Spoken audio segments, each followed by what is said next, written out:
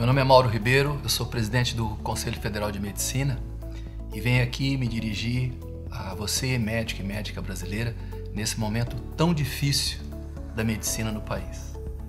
É meu pensamento pessoal que hoje nós atravessamos a maior crise da história da medicina brasileira. Nós temos um fardo da época do governo do PT, da presidente Dilma Rousseff e do ministro Alexandre Padilha, com a abertura indiscriminada de escolas médicas. Num período de aproximadamente 6 anos foram abertas 160 escolas médicas no Brasil, episódio sem precedente na história da humanidade. É incrível isso, mas essa é a realidade. A abertura de escolas médicas em lugares sem a menor condição de se ensinar medicina, em cidades sem infraestrutura de atenção básica, de infraestrutura hospitalar, com um número de mestres e doutores suficientes para que se ensine algo tão complexo como a medicina. Mas a realidade é que hoje nós temos 341 escolas médicas no país, que é uma catástrofe para a medicina brasileira e principalmente para todos os brasileiros e brasileiras. O que diz esse legado? Em rápidas palavras, o médico brasileiro, estudo do professor Milton Arruda Martins da Universidade de São Paulo, nós trabalhamos em média 44 anos. Então, hoje, há 6 anos atrás, 7 anos atrás, nós formávamos 14 mil médicos no Brasil. Daqui a 8 anos, quando as 341 escolas médicas estiverem formando médicos, esse ano nós vamos formar 25 mil médicos aproximadamente. E daqui a 8 anos nós vamos formar inacreditáveis 35 mil médicos no país. Quando nós fazemos a projeção para 40, 50 anos, nós teremos alguma coisa em torno de 1.500.000 médicos no Brasil, para uma população aproximadamente entre 230 a 250 milhões de pessoas. Então nós temos que reconhecer que o governo do PT, da presidente Dilma Rousseff, do ministro Alexandre Padilha, atingiu seus objetivos, que é a popularização da medicina brasileira. Hoje nós já vemos reflexos dessa política através do desemprego de médicos no Brasil, que hoje já é uma realidade. Mas a catástrofe ela é ainda maior, porque a residência médica, que é o padrão ouro de especialidade médica no país, nós temos hoje um número aproximado de 18 mil vagas ocupadas para residente de primeiro ano no país, e um total de 24 a 25 mil vagas com uma ociosidade aproximadamente de 40%, pouco menos de 40%.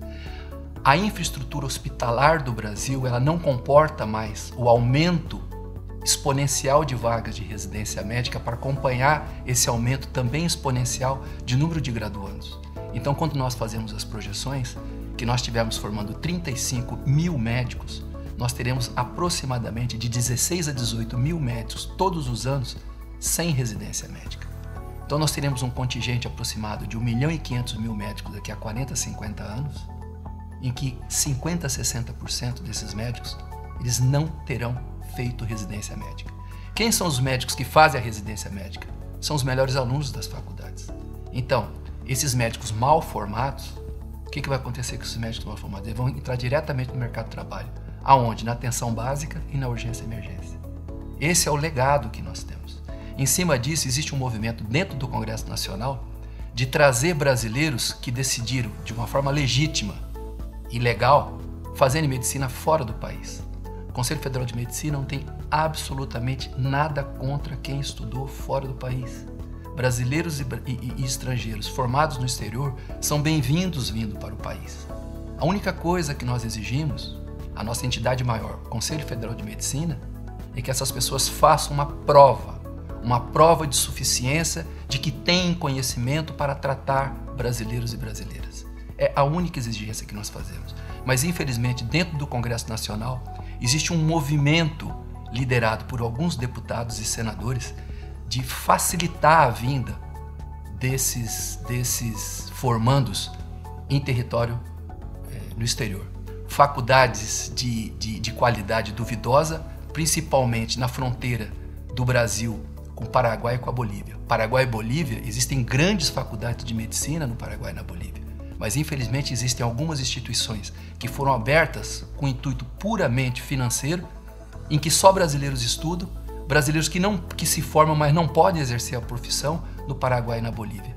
Então eles vão para lá, em faculdades sem a menor infraestrutura também, sem laboratórios, sem campo de prática, sem hospitais universitários, e eles querem vir para o Brasil. São bem-vindos, contanto que façam revalida.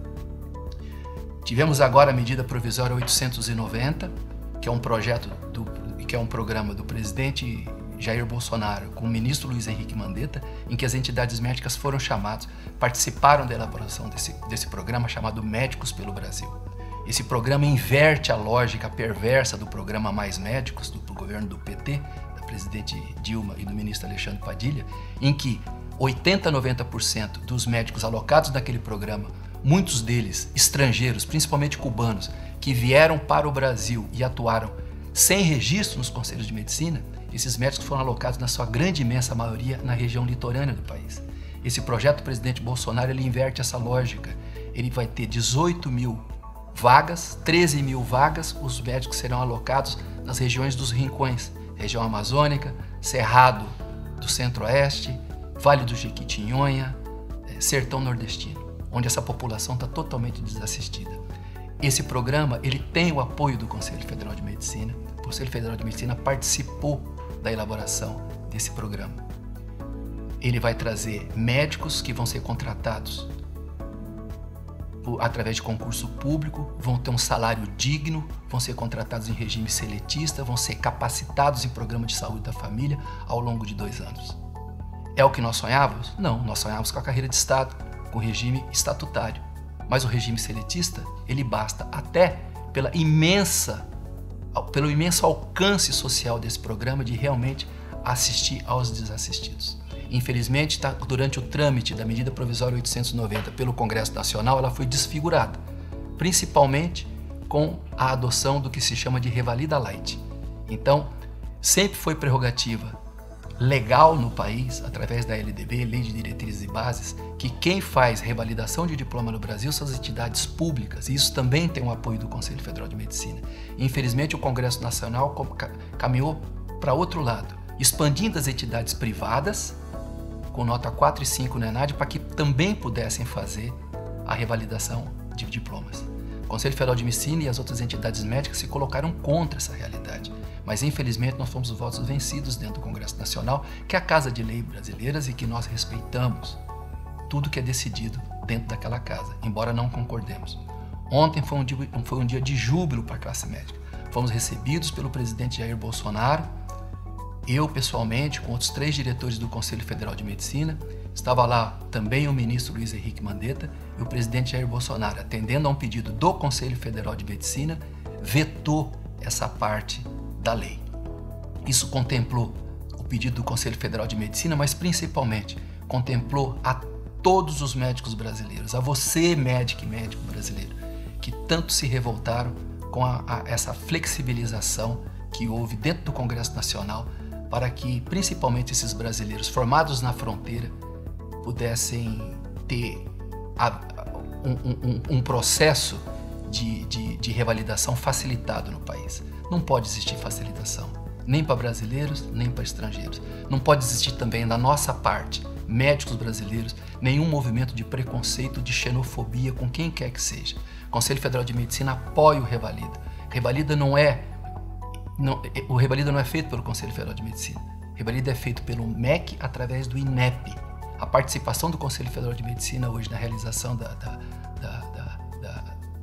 do Revalida é nenhuma. Nós simplesmente acompanhamos, mas apoiamos. E o Revalida tem um apoio.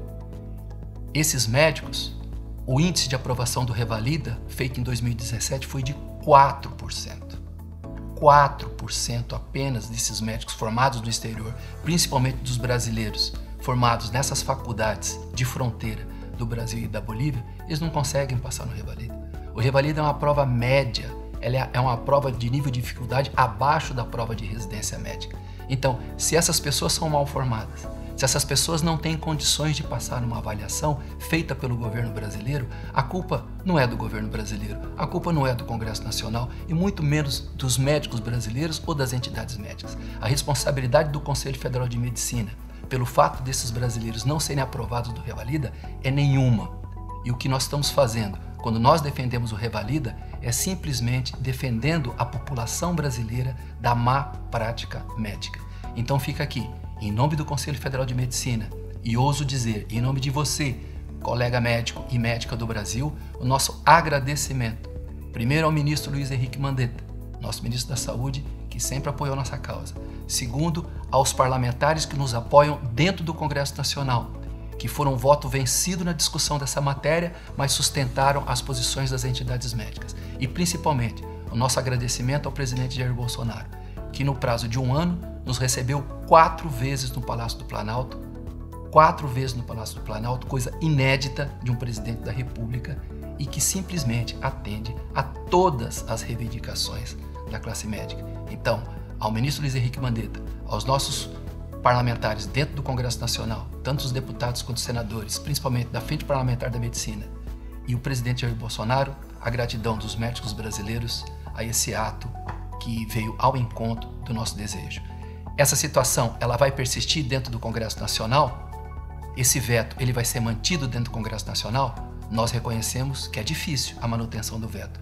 Agora, cabe às entidades médicas, a você, médico e médica brasileira, nos mobilizarmos no sentido de convencermos os nossos deputados dentro do Congresso Nacional de que, quando nós defendemos a não flexibilização na realização do Revalida, não é uma questão corporativa, mas sim uma questão de saúde pública em atenção a toda a população brasileira. Então, estamos juntos, vamos nos mobilizar, vamos atuar em cada estado brasileiro e dentro do Congresso Nacional com as outras entidades médicas no sentido de nós mantermos a manutenção desse veto, embora nós reconheçamos que seja uma tarefa difícil. Mas nada é difícil para os médicos brasileiros quando nós estamos unidos, então nós podemos também vencer essa batalha. E mais uma vez, fica aqui nossa gratidão aos parlamentares que serão parceiros novamente dentro do Congresso Nacional, principalmente a Frente Parlamentar da Medicina, liderada pelo deputado Irã Gonçalves, e ao ministro Luiz Henrique Mandetta, e especialmente ao presidente Jair Bolsonaro.